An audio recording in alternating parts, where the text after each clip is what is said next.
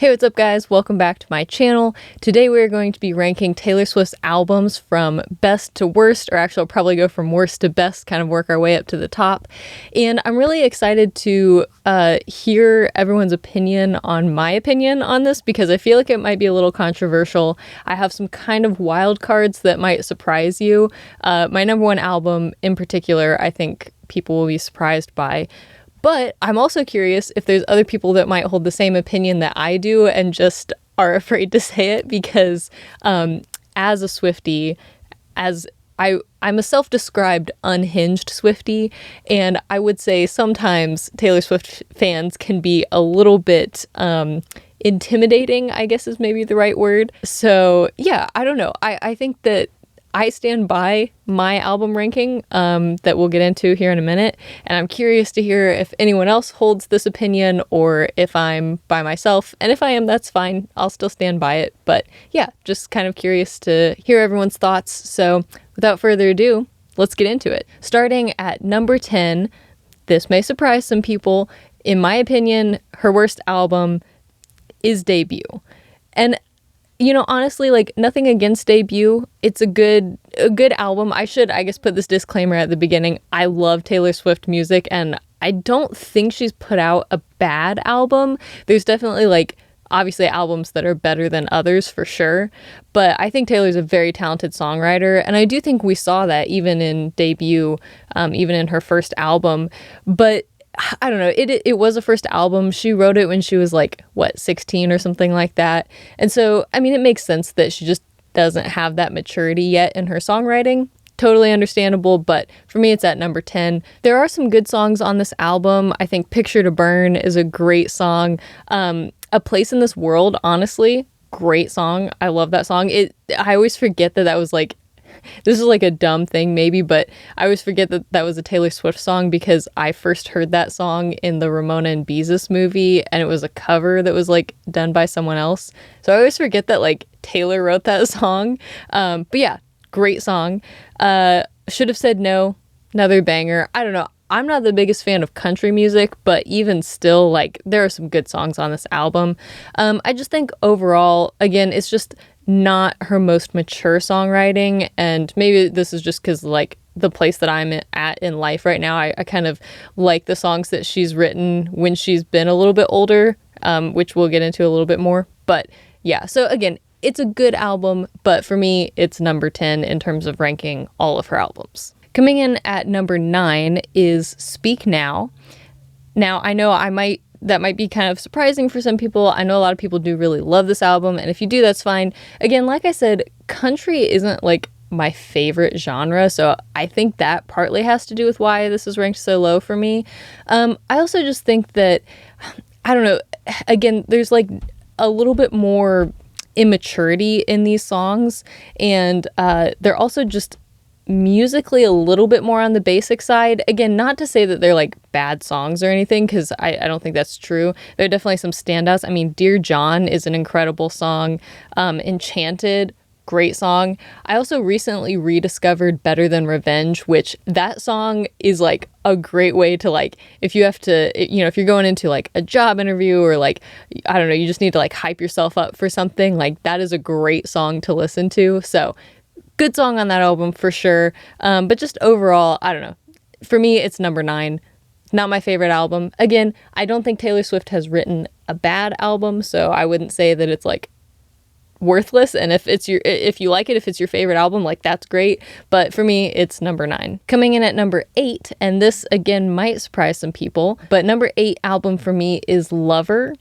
I think there's a few reasons for this. First of all, it just seems so like aesthetically and even like kind of, I don't know, just that whole era and like the idea of the album seems very different from a lot of Taylor's other music and stuff. And so again, if you like it, that's fine. It definitely has some good songs. I mean, Cruel Summer is incredible. Death by a Thousand Cuts, Cornelia Street. I mean, yeah, there's some good songs on it, like, don't get me wrong. But I do think that, you know, after 1989, Taylor kind of, it at least seems like she didn't really know what to do next. And obviously there was a lot going on in her life with the whole like legal battle and everything. And so like, you know, whatever. It's totally understandable that like her next album wouldn't be the best album necessarily. But yeah, I just think that like the concept of the album, and even just like the way that they marketed it, the singles that were chosen, like all of that, I just wasn't like the biggest fan of. And so yeah, this album ranks pretty low for me, probably compared to how most people would rank it. Again, it has some good songs on it. It's, it has some redeemable qualities. I'm just not the biggest fan of like the whole aesthetic and like just the album in general. So for me, it's number 8. Coming in hot at number 7 is Reputation. Now, I know Reputation is kind of like one of those albums that a lot of people love to hate on, and then other people like to really dig their heels in and be like, no, it's not that bad of an album. You're just like not listening to it, blah, blah, blah, whatever. I don't really fall into either of those camps necessarily. I do think that in terms of lyrically and just like, I don't know, songwriting, it's kind of her most basic album in a lot of ways. It's not as deep as a lot of her other albums. It's very unrelatable for most people. Like, good for her if she wants to talk about, her reputation and like how the press, perceives her and like, portrays her and like all of that. That's great. I cannot relate to that at all because I am not famous. I'm not Taylor Swift. Again, there's some songs on there that are good to like, good hype songs, I guess I should say. And I can appreciate those for what they are. But also at the end of the day, not my favorite album. I will say, though, something that we do need to talk about with Reputation is New Year's Day, the last song on that album. That is a top tier Taylor Swift song. Like, honestly, probably top 5 for me. It's like really random on that album in a sense, because like it really stands out as being very different from all the others, but it's very well written and it's just a great song. So like, I don't know, even if you don't like Reputation, I feel like New Year's Day for my ranking, honestly, just having New Year's Day on that album kind of bumps it up a little bit, which is why I have it a bit higher. But yeah, it's a great song. Highly recommend it. If you haven't heard it, go listen to it. But yeah, overall, Reputation, number 7. Coming in at number 6, we have 1989. Now, this album obviously is like, I don't know, the perfect pop album. I believe, it was like her first fully pop album after she had kind of moved away from doing country. You had kind of Red was like a transition album. There's kind of how I would qualify that. And so 1989 was her first like fully pop album. Honestly, a lot of solid songs on there. It seems like kind of weird to me that it's like ranked so low at number 6, but I do think that it's just because Taylor has so many good albums, to be honest with you. But yeah, it's a really solid album. It has some really good singles. I thought that it was marketed really well. The music videos that she chose to do, Wildest Dreams, Out of the Woods, like all of that, honestly, like just an incredible album. I think part of the reason I have it ranked so low is because I don't know, the songs kind of all sound the same, which is true for like a lot of her albums, and that's fine because obviously you have to have like some cohesiveness to an album, especially for someone like Taylor who has, made songs in so many different genres. You kind of want an album to like sound like you can hear a song and know kind of what album it's from, even if you don't know her music super well. With that being said, I think the fact that all of the songs on 1989 kind of sound the same, to me, I put that as a little bit of a negative just because it's not my favorite style of music. Again, not that I like hate it, like not that I'm repulsed by it or anything, but it just, I don't know, it's just not my favorite. It's just like a lot of synth and, it's a good pop album, but again, it's kind of like, in a sense to me, it's like the lowest common denominator in a lot of ways. So it makes sense that it's one of her most popular albums. And again, if you like it, if you love it, if it's your favorite album of hers, that's great. But for me, I just prefer some of her other albums. So 1989 sits solidly at number 6 for me. Coming in at number 5, this might surprise some people, I have Midnights at number 5. Honestly, Midnights to me is kind of, and this is where I might upset some people because I know it's like really popular right now. But Midnights is kind of a mid-tier album to me in a lot of ways. And don't get me wrong, I've been listening to it like every night before I go to sleep. So, you know, it's not that it's like a bad album or anything. Obviously, it's at number 5. But yeah, I like that she went for kind of a more vibey style. I do think, though, that the way it was marketed and kind of the way my expectations were set weren't fully in line with what the album was. So, like, I was expecting it to be way more moody, way darker, and it ended up being this, like, more lighthearted kind of vibey album, which, again, is fine. Like, it's cool. It's good, like, I don't know, that maybe this sounds like a bad thing, but it's good background music. But I don't know, I just didn't see it as being like her best work, and especially because it was her 10th studio album, my expectations may have just been set too high, to be honest with you. But yeah, I kind of felt like it was kind of a mid-tier, like middle of the road for compared to Taylor's other albums. So I've got it at number 5. Coming in at number 4, we're getting into the top ones here, the top tier albums for Taylor. So number 4, I have Folklore, and obviously this album was just, it's first of all, it's a great album. Like, there are some just absolutely incredible songs on this album. I mean, even the one, August, This Is Me Trying, that song, I've cried to that song a lot. This is, I think, some of Taylor's best, some of her best work, some of her best songwriting. And then obviously also just the way that she released it was just so chaotic in a good way. Like, the way that she just, like, announced, here's an album that I just, like, made in quarantine, and, like, here, you guys can have it, and, like, there you go, you know, like, no build up, no hype. And then it was also, like, folk music, which was something that we had never heard from Taylor before. Yeah, I think we'll get into it, but obviously I have Evermore ranked higher than Folklore. I think that with Folklore, it is an incredible album, but I think that the reason I've got it lower than Evermore is because Folklore, I think, is a great album, but Evermore is written a little bit better, in my opinion, and we'll get into it. But Folklore, I think a lot of the reason that I liked it so much was because of things surrounding the album, like the way that she released it, as opposed to the content of the album itself, if that makes sense. So I do love it. Obviously, it's number 4 for me. I'm pretty sure some song, I can't remember exactly which song, but I feel like a song from Folklore was on my Spotify Wrapped one year. So, like, you know, it's definitely, like, one of my favorite albums of hers. But I have it at number 4 because I think that a lot of the reasons why I like it so much is because of things surrounding the album and not the content of the album itself. So let me know if you agree or disagree in the comments. Feel free to tell me off, but that's my opinion. Folklore is number 4 for me. Going into number 3, I have Red. Now I'm just going to, I guess I could have said this earlier, but for the re-recorded albums, I'm just talking about the re-recorded Taylor's version of the albums. In the sense of, like, I'm talking about all the songs, like, even from the vault and everything like that. I would say, though, Red was the first album that I listened to of Taylor's just all the way through. I listened to the original version when it had first come out. I remember I was in high school, so I would borrow the CD from the library all the time and just, like, listen to it in my car because I was, like, poor and couldn't afford, like, Spotify or, like, to just buy the CD.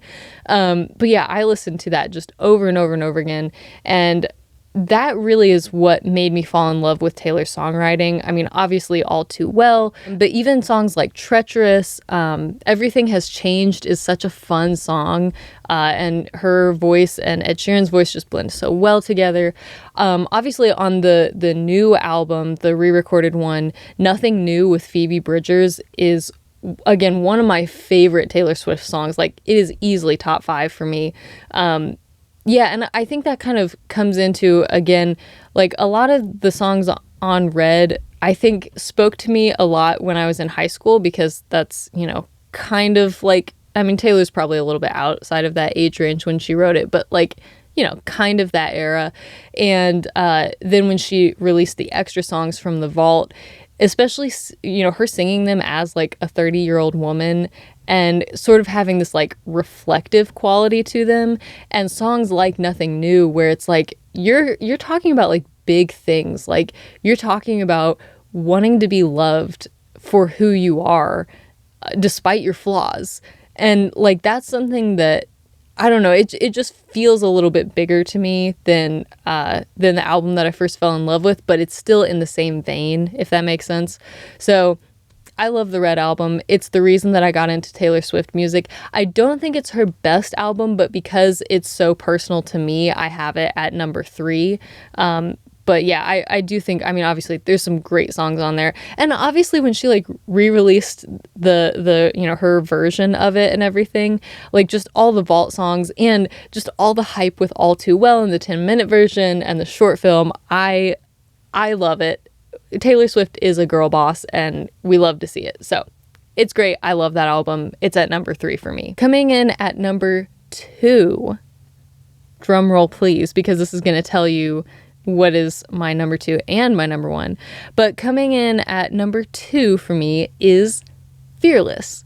And this one is a little bit of a wild card for me. I don't know what everyone's, like what y'all's experience is with the Fearless album, but for me, I didn't really listen to Taylor Swift's early albums because, again, I discovered Red, and that's where I like fell in love with Taylor's music. And like at some point I had heard most of her other albums, but like hadn't really gone back and like focused on listening to them. And then I just started listening to like the new album. So, you know, I listened to Red in then 1989 and there on out would just listen to a new album as she released it. So I had never like really listened to Fearless until she released the re-recorded version. Now, of course, I'd heard like, you know, the singles like White Horse and, you know, all of that, but I hadn't actually like listened to the album. And so it's a little tricky for me because I don't always remember which ones are like the vault songs and which ones are the new songs because I've kind of only listened to the new version. But I love this album because, first of all, I think it's just so cool listening to the re-recorded version. You listen to a song like 15, and I think when she originally wrote and recorded that song, I think she was like 18, if I remember correctly. And so, you know, when you're 18 and you're singing to your 15-year-old self about like all the wisdom that you've gained, like, yeah, okay, you've probably gained some wisdom in the last 3 years, but it's probably like not as deep as you think it is, you know what I mean? But now to like listen to her as, I think she was about 30 when she re-recorded it. So to listen to her at 30 sing about what she wishes she knew when she was 15, that's like a whole different thing. And she, again, you know, like her voice, she's clearly like worked on her voice and has gotten more comfortable, especially in her lower register. Like she, like Folklore and Evermore, just like really leaning into that lower register. Chef's kiss. As a fellow alto, I greatly appreciate that. But going back to Fearless, to hear her sing 15 and to reflect on life as a 30-year-old and to remember her 15-year-old self, like that was when she was half as old as she is now. Like there is more wisdom there. There is more maturity there. And I know that, you know, some of that is just because she's worked on her voice and so her voice sounds more mature. But even besides that, I think there's just this great wisdom and warmth, and it's something that's like almost intangible and hard to describe, but you can tell when you listen to the song, like you can hear this is the maturity, this is the I don't know, like actual wisdom given to a 15-year-old. And so I just think that's super cool. Obviously there's a lot of great songs on that album. I think it's a no skip album for me. I normally listen to like every song on there. Maybe some exceptions for some of the vault songs. I think there might be a couple in there that I skip, but generally speaking, it's a no skip album. So for me, it's at a very solid number 2. That leaves us with one more album. And if you've been paying attention, you already know what it is. So say it with me. Number 1 album is Evermore. This is like one of those that I'm really curious to hear if this is a controversial opinion or not. Because I know there are some people that like Evermore. Taylor just like doesn't acknowledge Evermore, which I think is like so funny to me because in my opinion, it is her best songwriting. Like, I mean, you go listen to Ivy, go listen to even Right Where You Left Me, which is one of the bonus tracks. Like, that song, I have screamed to that song, I've cried to that song. It got me through my last breakup. Like, wow, what a song. Like, what an incredible song. Champagne Problems, like, this is literally, first of all, it's a no skip album, and I think it's one of those that when I first listened to it, I think it kind of flew under the radar for me because it came out so close to Folklore that at first it was almost impossible to separate those two. And to some degree it kind of still is, because they're very much like sister albums in a sense, because they're both the same aesthetic. They came out the same year.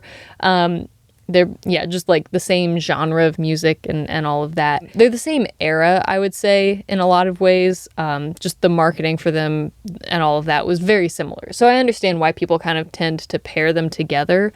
But for me, Evermore stands out from Folklore because I think Folklore was a little bit more of it was basically her saying, like, I can do this genre of music, but she was kind of doing it in a little bit of a more palatable way in a sense, which like totally makes sense. And I'm not saying it was a bad decision at all, because when you make such a drastic shift in genres from your previous album, like, yeah, you're going to want to ease into that a little bit. But I think Folklore was just kind of introducing the idea of her doing this style of music. And then Evermore was her like really just playing around with it and just being like, okay, so I've already proved that I can work in this genre. So now let me just go full into it and let me excel and let me just like give it everything I've got. And to me, that's what the Evermore album is. And I absolutely love that. I love it when people just go for it. And especially with Taylor, like when she really puts her all into something, it is incredible. And so this is my favorite album. Probably within the first couple months after it came out, it was my #1 album. And yeah, it's going to be really hard for her to write another album that would knock it out of its place. I think I kind of expected Midnights to, because I mean, obviously, like, I guess it's obvious from my list, but I kind of tend to like the sadder, or I guess just like moodier and like deeper albums and songs more from Taylor. And I really thought that's what we were going to be getting from Midnights, but then it ended up not being, which again is fine. But yeah, we'll see. I don't know. I think Evermore is going to be my favorite of hers, at least for a very long time. And so I'm excited to see what Taylor does next, but that's my ranking of Taylor Swift albums, and I would love to know your thoughts in the comments. I would love to hear if there's anyone who even remotely agrees with me, or if these are all hot takes, then let me know. And I would love to see your album rankings too. So if you want to just leave a comment with your albums ranked, and feel free to, you can explain it if you want, or you can just post the rankings. But I'm always curious to see, because like I talk to my friends about stuff like this, and like, I see certain opinions on TikTok or whatever, but I can never tell if I'm like actually getting a good impression of like what's a popular opinion, or if it's just that, like, I don't know, maybe all my friends kind of think like one thing because they just like think similarly. I don't know. So I'm really curious to hear what you guys think. And yeah, I look forward to like talking with you guys, because I love talking about Taylor Swift's music, and I love connecting with people who have similar interests. So yeah, leave your comments. If you enjoyed this video and you want to see more like it, I make a lot of Taylor Swift content, both here and over on TikTok. So feel free to, do all the things, subscribe, like the video, just comment, do all the things. And yeah, thanks so much for watching this video, and I look forward to talking to you guys in the comments, and I'll see you in the next video.